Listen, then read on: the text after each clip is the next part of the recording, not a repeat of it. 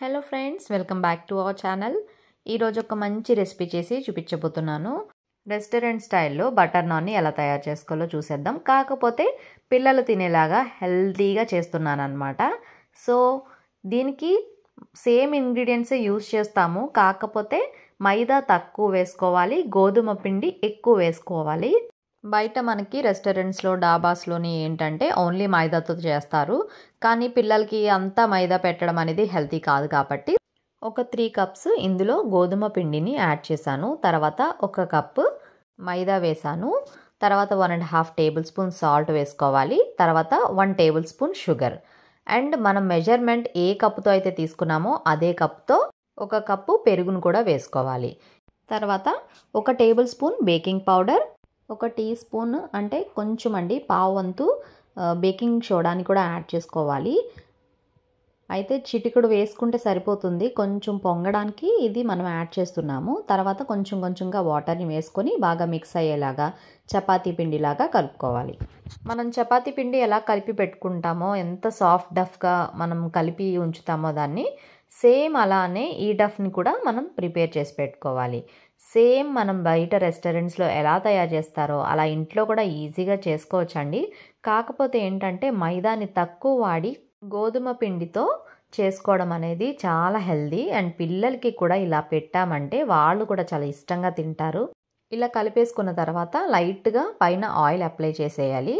So కొంచెం oil apply చేసిన తర్వాత దీనిపైన మనము వెట్ క్లాత్ని వేసుకోవాలండి. సో క్లాత్ని వేస్తున్నాను. ఇలా వేసేసిన తర్వాత ఒక హాఫ్ అన్ అవర్ లేదంటే ఒక 1 అవర్ వరకు ఉంచేసినా కూడా చాలా బాగా వస్తుంది. సో ఇలా పొంగింది చూసారా, మనం బేకింగ్ సోడాని యాడ్ చేయడం వల్ల మనకి ఇలాగా కొంచెం పొంగినట్టు వస్తుందన్నమాట. సో ఇప్పుడు నాన్ని ఎలా తయారు చేసుకోవాలో చూసేద్దాం. చపాతీ ఎలా చేస్తామో సేమ్ అలానే చేసుకోవాలి, కానీ చపాతీ రౌండ్గా చేస్తాము. అండ్ బటర్ నాన్ ఏంటంటే కొంచెం ఓవెల్ షేప్లో చేసినట్టు చేయాలి. సో మొత్తం రౌండ్గా కాకుండా నేను ఎలా చూపిస్తున్నానో అలా చేయండి.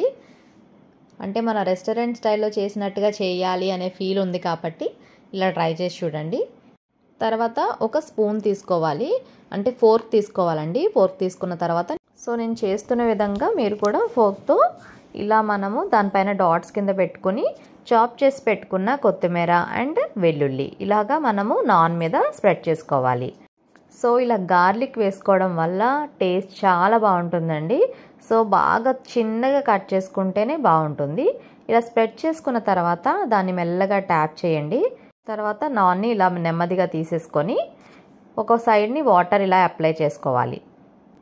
సో తర్వాత మనము తవా పెట్టుకొని తవా హీట్ అయిన తర్వాత దీన్ని మెల్లగా స్ప్రెడ్ చేసుకుంటూ తవా పైన పెట్టేసుకోవాలి.